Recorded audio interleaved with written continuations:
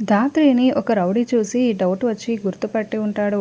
వెంటనే మాతాజీ దగ్గరికి వెళ్ళి, మాతాజీ, ఆ జేడీ వాళ్ళు లోపలికి వచ్చారని నాకు డౌట్గా అనిపిస్తుంది అని చెప్తూ ఉంటాడు. ఏంటి, జేడీ ఆశ్రమం లోపలికి వచ్చిందా?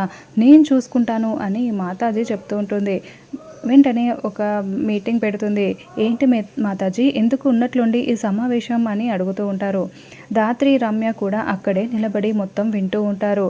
నేను మీ మధ్య ఉండే దైవదూతని.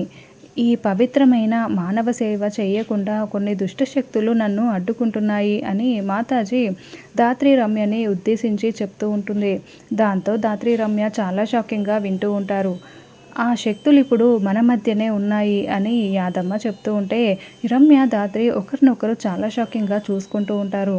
అంటే మనం లోపలికి ఎంట్రీ ఇచ్చామన్న విషయం ఈ యాదమ్మ కనిపెట్టి ఇలా మాట్లాడుతుంది.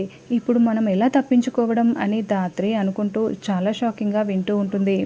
నన్ను మీకు సేవ చేయకుండా, సహాయం చేయకుండా అడ్డుకునే ఆ దుష్టశక్తుల్ని మనం ఏం చేయాలి అని మాతాజీ అడుగుతూ ఉంటే, శిక్ష వేయాలి, వాళ్ళని వదిలిపెట్టకూడదు, శిక్ష వేయాలి అని వాళ్ళందరూ అరుస్తూ ఉంటారు. అయితే ఆ దుష్టశక్తుల్ని నేను మీకు చూపిస్తాను, మీరే వాళ్ళకి శిక్ష వేయాలి. ఆ దుష్టశక్తులు మరి ఎవరో కాదు, ఇదిగో వీళ్ళిద్దరే అని ధాత్రి, రమ్యని మాతాజీ చూపిస్తూ ఉంటుంది. దాంతో ధాత్రి, రమ్య మరింతగా టెన్షన్ పడుతూ చూస్తూ ఉంటారు.